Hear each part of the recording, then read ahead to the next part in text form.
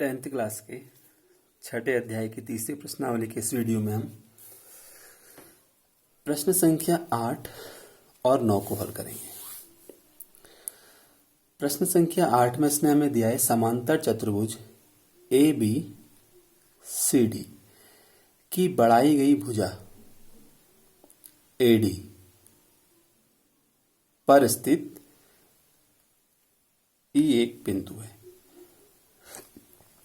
तथा बी भुजा C D को एफ पर प्रतिच्छेद करती है। हमने शो करना है ए बी ई समरूप है सी एफ बी। तो आकृति इसने हमें दी नहीं है, ये हमने स्वयं बनानी है।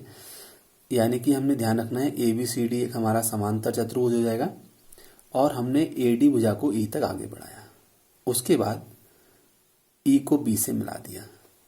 तो जो ई बी रेखा है वो सी डी को बिंदु एफ पर प्रतिच्छेद करती है। तब जो ट्रायंगल हमारा मिलेगा ए बी ई और सी एफ बी, इसको हमने समरूप सिद्ध करना है। तो सबसे पहले ए बी सी डी एक समांतर चतुर्भुज है जिसकी भुजा ए डी को किसी बिंदु ई तक आगे बढ़ाया गया है और बी भुजा सी डी को बिंदु एफ पर प्रतिच्छेद करती है, जो हमें दिया था। हमने सिद्ध करना है समरूप दो त्रिभुजों को ए बी ई और सी एफ बी को। सबसे पहले हमें पता है कि ए बी सी डी एक समांतर चतुर्भुज है। कक्षा 9 में भी हमने समांतर चतुर्भुज के बारे में विस्तृत अध्ययन किया था। सारी प्रॉपर्टीज इसकी हम जानते हैं। समांतर चतुर्भुज में हमें पता है कि जो सम्मुख भुजाएं हैं वो एक दूसरे के समांतर है होती है। तो BC के सम्मुख भुजा AD है, यानी कि BC पैरेलल होगा AD के। और अगर BC पैरेलल AD के है तो BC पैरेलल AE भी होगा, क्योंकि जो E बिंदु है वो उसी रेखा पर है जिसको हमने E तक आगे बढ़ाया, यानी कि AD को। तो अगर BC पैरेलल AD के है तो BC पैरेलल AE भी होगा। इसका मतलब AE पैरेलल BC के होगा, क्योंकि AD पैरेलल BC के है और AE पैरेलल BC के है। इसका मतलब जो AE रेखा है वो BC के ही पैरेलल होगी। अब हम यहां पर देख रहे हैं क्योंकि BC पैरेलल AE है तो BE एक तिर्यक रेखा है, यानी कि AEBC हमारा Z बन रहा है। तो AEB और EBC एकांतर अंतःकोण है, यानी कि आपस में बराबर होंगे। जितनी वैल्यू AEB की है उतनी वैल्यू EBC की भी है, यानी कि जितना मान EBC का है उतना ही मान FBC का भी होगा, क्योंकि ये पॉइंट इसमें कोई चेंज नहीं हो रहा है। EBC और FBC की वैल्यू सेम होगी। अब हमने ले लिया ट्रायंगल ABE, जो हमने प्रूफ करना था ABE और CFB में। हम जानते हैं एंगल A इक्वल होगा एंगल C के, क्योंकि समांतर चतुर्भुज के सम्मुख कोण आपस में बराबर होते हैं। उसके बाद AEB बराबर होगा FBC। अभी हमने ऊपर सिद्ध कर दिया है। तो समरूपता की AA उप कसौटी से दोनों त्रिभुज हमारे ये समरूप सिद्ध हो जाएंगे।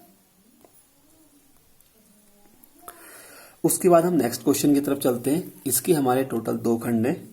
हमें कह रहा है दी गई, इसमें इसने आकृति दे रखी है। हमें दी गई आकृति में ABC और AMP दो समकोण त्रिभुज है जिनके कोण B और कोण M समकोण है, यानी कि AMP और CBA दोनों हमारे 90-90 डिग्री के हैं।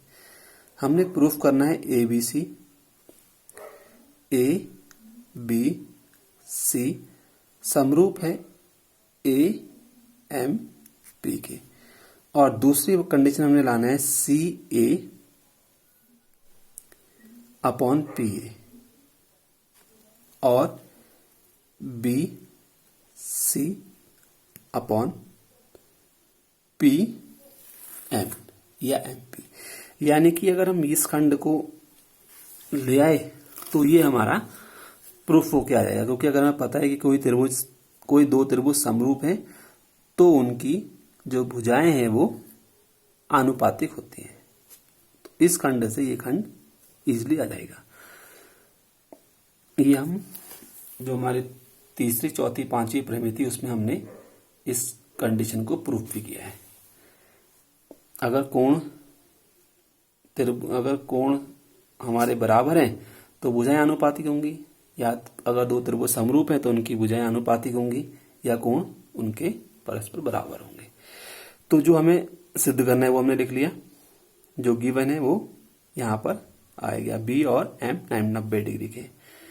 सीधे हम इसकी उत्पत्ति में आते हैं। ट्रायंगल जो हमने लेने वो ले लिए एबीसी और एएमपी, क्योंकि इन्हीं को हमने समरूप सिद्ध करना है। हमें पता है एबीसी में कोण बी 90 है और इधर एएमपी में एम 90 है, प्रत्येक समकोण दिया हुआ है। और कोण ए बी सी और एएमपी, इन दोनों में हमारा पॉइंट ए या एंगल ए आ रहा है। इसका मतलब उभयनिष्ठ कोण है, और उभयनिष्ठ कोण होंगे तो आपस में बराबर ही अवश्य ही होंगे। तो समरूपता की सिंपल कसौटी लग गई, ए उप कसौटी हो गई, त्रिभुज समरूप हो जाएंगे। क्योंकि हमें पता है कि त्रिभुज अगर समरूप हैं तो उनकी भुजाएं आनुपातिक होंगी। दूसरे खंड में आ जाते ही हमने प्रूफ करना है, और सीधे इसकी उत्पत्ति में ट्रायंगल एबीसी समरूप है एएमपी के, तो दोनों त्रिभुजों की भुजाएं आनुपातिक होंगी। अगर दो त्रिभुज समरूप है तो उनकी भुजाएं आनुपातिक होंगी, यानी कि ए बी एबीसी का आधार है और इसका आधार है एएमपी का। दूसरा हमने लिया बीसी। सबसे पहले हमने एबीसी की साइड को रखा है, ए बी सी और एएमपी की हम कंपेयर कर रहे हैं। तो ए बी आधार यानी कि एबीसी का आधार और एएमसी का आधार, एएम हो गया, और एबीसी का लंब हमारा एबीसी का बीसी है, तो इसका लंब हो गया एमपी। एबीसी का कर्ण एसी होगा और एएमपी का कर्ण एपी होगा। जो हमने लेना है उसको लिख लिया, तीनों होंगे बराबर, कर्ण के अनुपात में आएगा, आधार के, और लंब के आधार अनुपात में आएगा। अब इन तीनों ही बराबर है, जो हमने प्रूफ करना है उसको ले लिया, बीसी अपॉन एमपी और सी अपॉन एपी। ये प्रूफ होके हमारा आ गया है। तो कोई बहुत ज्यादा टफ क्वेश्चन नहीं है, केवल हमने ट्रायंगल सेलेक्ट करना है बस। और सारी प्रमेय जितने भी हमने कराई हैं अभी तक, इस प्रश्नावली तक 5 प्रमेय हो चुकी हैं, तो पांचों का हम प्रयोग करेंगे। खास तौर से इस प्रश्नावली में हम तीसरी, चौथी और पांचवी का प्रयोग ज्यादा कर रहे हैं। तो नेक्स्ट क्वेश्चन है हम इसके अगले वीडियो में सॉल्व करेंगे।